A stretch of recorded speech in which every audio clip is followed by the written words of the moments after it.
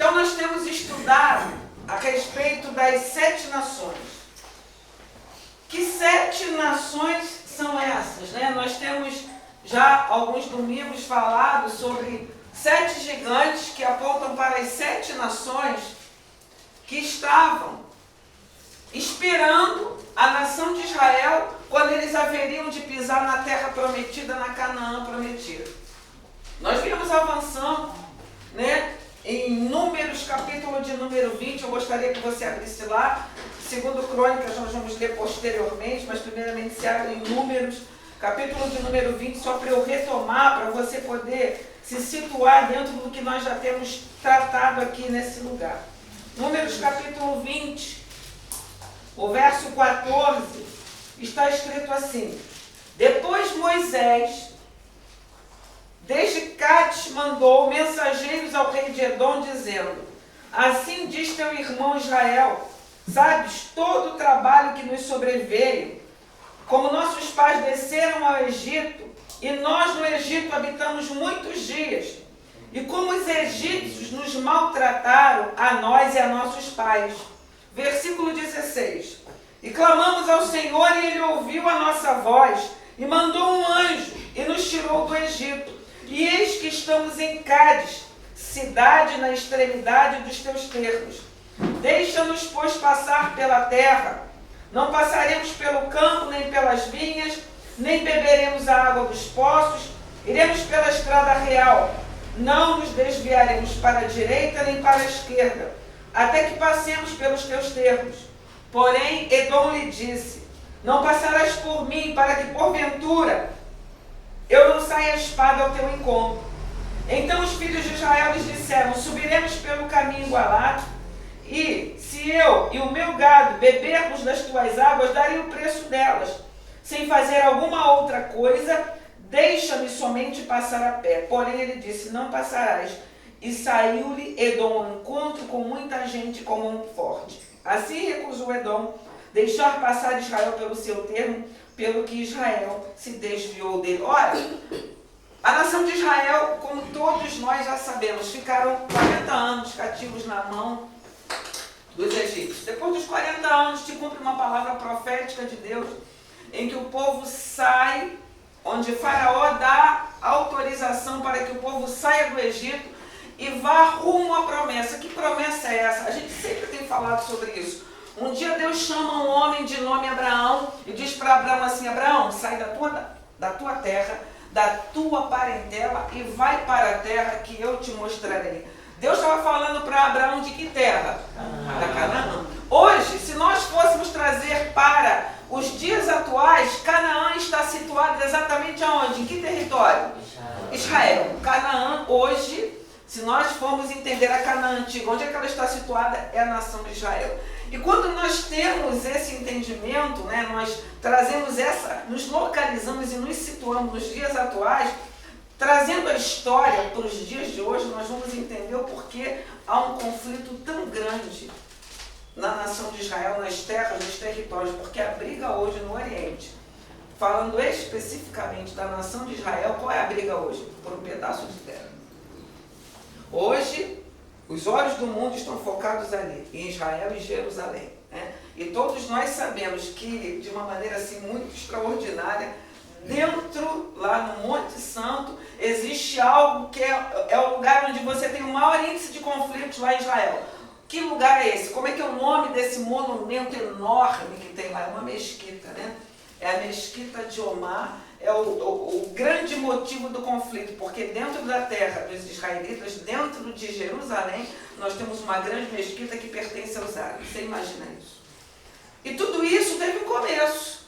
Onde foi o começo disso? Deus promete a Abraão uma terra, Canaã. Então nós já entendemos pela história bíblica que caminha junto com a história secular que Israel, de direito e de fato, pertence a que povo? Ao povo de Israel. Promessa de Deus. Israel pisou lá. Mas quando Israel pisa lá, e esse é o cerne do nosso estudo, Deus dá uma determinação. determinação. Olha, vocês vão sair do Egito, vão caminhar pelo deserto. Eu disse 40 anos que eles ficaram cativos, ninguém me consertou. A nação de Israel não ficou cativa por 40 anos. Ficou cativa por quantos anos?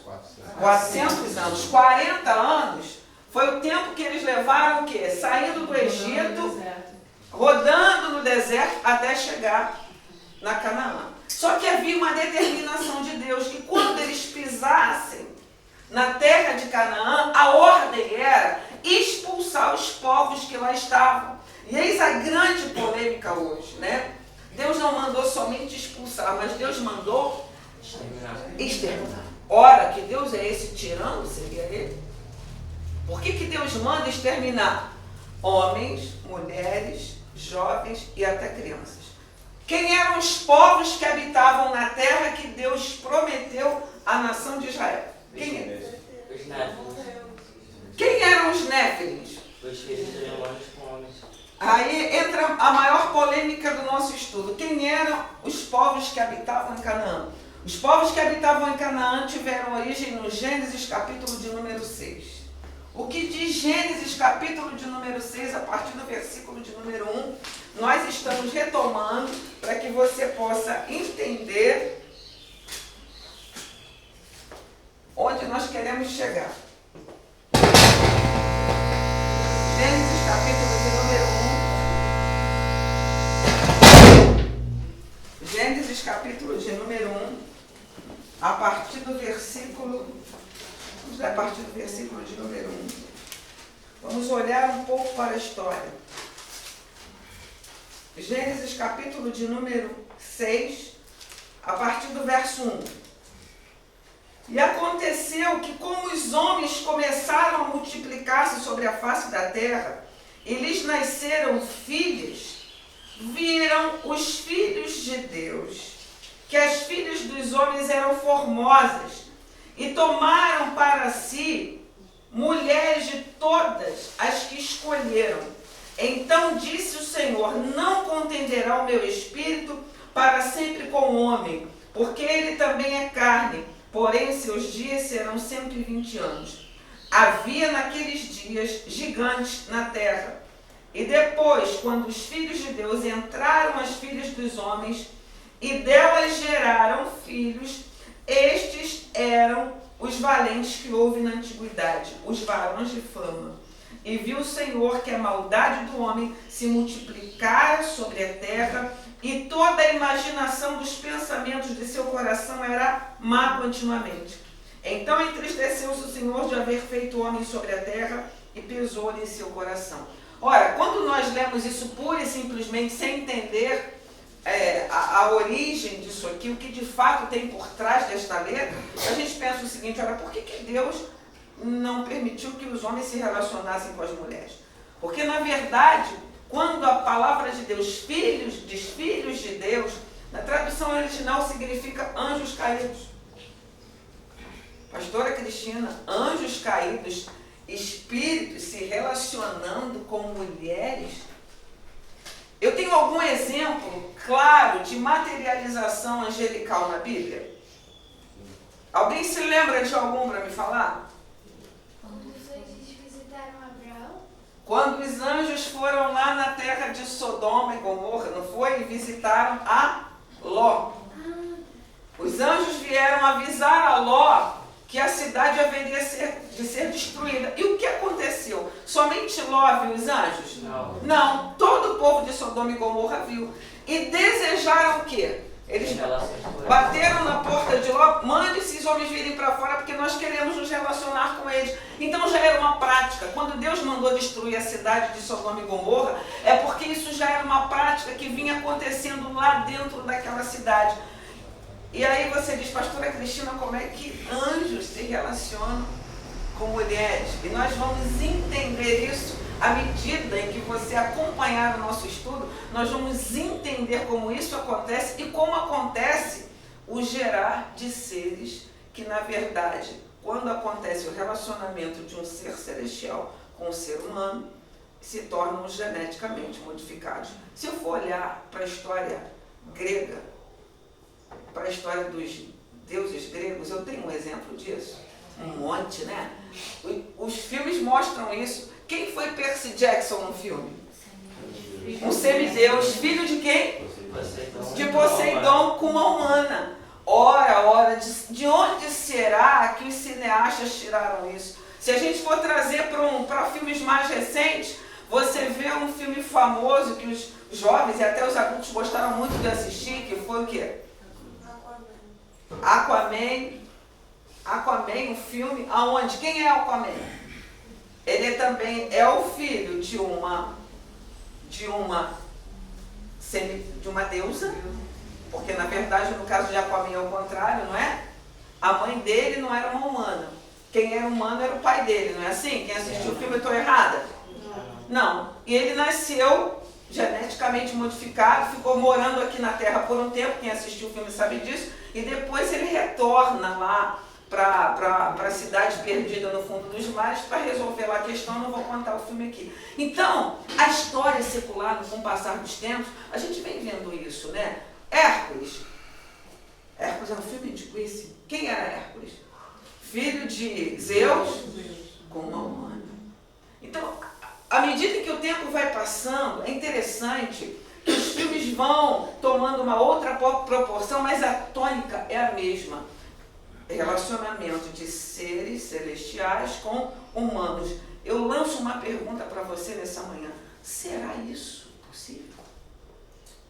Será isso uma realidade? Sim. A que ponto da história nós chegamos hoje? A que ponto da genética nós chegamos hoje? Eu quero fazer uma pergunta. Quem já ouviu falar de transhumanismo? O que é o transhumanismo? O que seria isso? Transhumanismo é a ideia, presta bem atenção que eu vou repetir para você ouvir e entender, de que estamos agora em um ponto do nosso desenvolvimento tecnológico que nós podemos usar muitos campos emergentes da tecnologia. Ou seja, é um ponto da ciência aonde eu posso lançar mão da tecnologia, trazendo um grande desenvolvimento tecnológico para a raça humana. Deixa eu dar alguns nomes que vocês já ouviram falar. Robótica, já ouviu falar em robótica? Robótica. Inteligência artificial. Sim? Sim. Nanotecnologia. Sim. Hoje os nossos celulares falam muito sobre essas coisas, né? Antigamente o celular era um tolete, né? Que você carregava aquilo pesado. Hoje ele é fininho, você faz tudo com chip. Cibernética. Sim? Então, isso está sendo usado, presta bem atenção, para levar a humanidade para o próximo ponto da evolução científica. O transhumanismo tem sido um ponto de partida para a teoria da evolução de Darwin. Cientista acredita em Deus, na sua maioria? Não. E o que a teoria de Darwin ensina? Que o homem veio a existir através de um processo que? Evolutivo, né?